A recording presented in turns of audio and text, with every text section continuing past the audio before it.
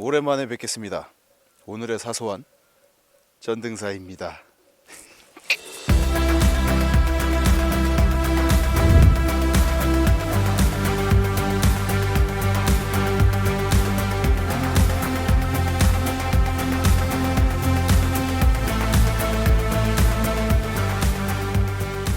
이 전등사를 품고 있는 정족산 삼랑성만으로도 많은 것들을 전해드릴 수 있겠지만, 오늘은 그 중에서도 가장 작지만 재미있는 부분을 전해드릴까 해요. 전등사 대웅 버전에서 볼 수 있는 특이한 조각상, 그리고 그 조각상에 얽힌 이야기입니다.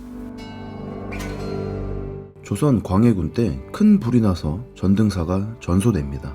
우리나라에서 가장 오래된 절인 이 전등사를 다시 짓기 위해서 전국에서 난다 긴다 하는 목수들을 모았겠죠. 그리고 그 목수들을 총괄 지휘하는 도편수, 즉 대목장도 출장을 옵니다. 옛날이나 지금이나 고된 하루 일이 끝나면 한잔 해야죠. 이 대목장이 일 끝나고 한잔하던 주막의 주모랑 눈이 맞습니다. 번 돈도 가져다 주면서 이 전등사 건만 끝나면 결혼해서 살림을 합치기로 약속을 했는데, 어느 날 이 주모가 전 남친과 다시 만나서 야반도주를 해버립니다. 이에 극대노한 대목장은 벌거벗은 여인을 조각하여 대웅전 네 귀퉁이에서 지붕을 떠받치며 벌을 세우도록 만들었다. 주모라고 생각하면서. 그래서 그 조각상의 이름을 나체할 때 나, 여자 부인의 부, 모양 상, 그래서 나부상 혹은 나녀상이라고 합니다. 그런데 이 나부상 전설에 대한 이야기를 들으면 저를 포함한 많은 분들이 이런 의문을 가지실 것 같습니다. 아니, 이렇게 유서가 깊은 절에, 그것도 절의 가장 메인인 건물인 대웅전에 개인의 원한을 담아서 이런 불경한 짓을 했을 수가 있었을까? 그 당시에 대웅전 중수가 끝나고 스님들이 이걸 보고 과연 뭐라고 하셨을까요? 아, 그거 참 딱한 이야기지만 재밌네요, 허허, 이러셨을까요? 아니면 아니, 이게 무슨 불경한 개 같은 짓거리냐, 부처님 법당에다가 빨가벗은 여인이라니, 이거일까요? 그리고 조각상을 자세히 보면 채색했던 흔적도 보이고요, 꾸몄다는 말이죠. 옷고름 같은 흔적도 있습니다. 뭔가 장식을 했던 것 같기도 하네요. 때문에 이 조각상에 대한 다른 해석들도 당연히 존재합니다. 지금 딱 생각하고 계시는 분들도 있겠지만, 이 조각상을 원숭이로 보는 견해가 가장 일반적이죠. 불교와 원숭이의 인연은 굉장히 깊으니까요. 석가모니의 전생 중 하나가 원숭이였으며, 서유기에서도 부처님의 가르침을 받아서 삼장법사를 호위하는 캐릭터였던 손오공이 원숭이였죠. 불가에서는 원숭이를 미완성된 인간의 비유로 보기도 하기 때문에 대웅전 추녀 밑에 원숭이를 두고 인간들이 와서 저걸 볼 때마다 자신의 미완성을 깨닫고 불법을 매일 들으면서 완성의 경지로 가도록 수행해라, 뭐 이런 의미로 만들었다고 해석하는 것이죠. 그런데 여기서 한 가지 더 살펴봐야 할 게 있습니다. 전등사 말고도 이런 조각상을 둔 다른 건물이 있을까? 불교 건축 중에? 만약 다른 건물에서도 이런 유사한 형태의 조각상을 뒀고 그게 뭐다라고 딱 나와 있다면 이 조각상의 정체도 밝혀질 테니까요.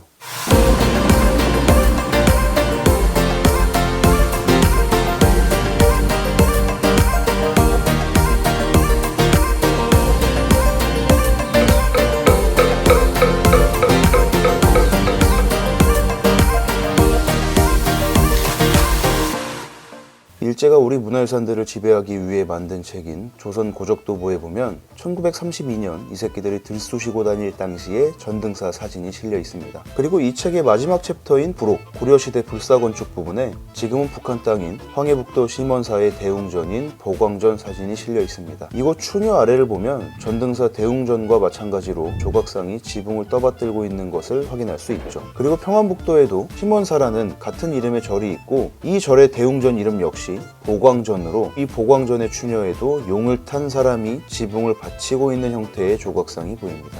또 우리나라 속리산의 법주사 팔상전에서도 이와 유사한 형태의 조각상이 나타나죠. 이번에 찾다가 안 사실이에요. 작년에 법주사 갔을 때 못 봤거든요. 전부 인간이나 원숭이, 그런 비스무리한 형상을 한 조각상을 추녀 아래 귀공포에 놓고 지붕을 받치고 있는 모양을 하고 있습니다. 그러나 아쉽지만 이들 중 이 정체가 뭐다 라고 확실히 밝혀진 건 없습니다. 제가 참고했던 자료들 중에 가장 사실에 근접하다라고 느낀 해석은 이 조각상을 불교의 한 신인 야차라고 보는 견해입니다. 이 야차는 인도의 전통신앙, 불교, 힌두교 등에서 굉장히 자주 등장하는 신인데, 무언가 떠받들고 있는 형태, 옷차림, 특징 등의 스타일이 인도, 중국, 일본 등에서 나타나는 야차의 모습과 비슷하기 때문이라고 합니다. 이 야차는 매우 무섭고 위협적인 동시에 불법을 수호하는 귀신이기도 합니다. 복을 가져오고 악한 것들을 쫓아내는 수호신인 거죠. 야차, 약샤, 야샤 등으로 읽히며 엄청나게 많은 개별 종류로 존재합니다. 그러니까 대웅전에 야차를 둠으로써 복을 가져오고 악한 것을 쫓아내며 불법을 수호하겠다는 의미였던 거고, 전등사뿐만이 아니라 다른 불교 건축에서도 나타나는 특징으로 미루어 봤을 때 옛날부터, 오래전부터 불교 건축의 한 기법이었다라고 보는 편이 바람난 주모의 이야기보다는 더 신빙성이 있어 보입니다.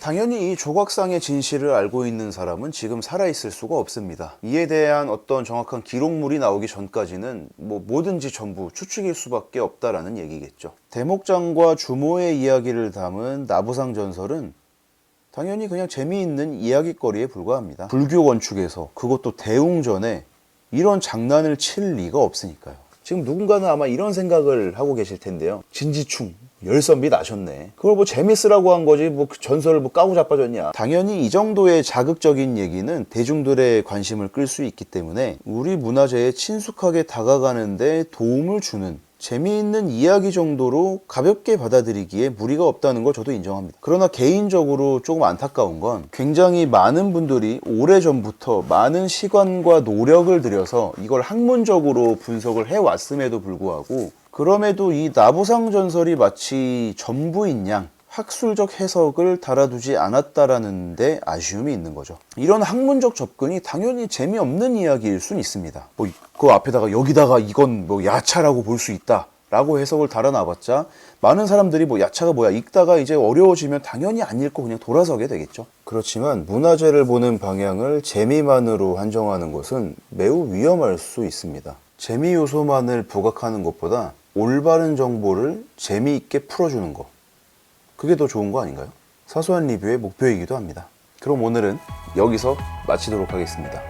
끝까지 시청해주셔서 감사합니다.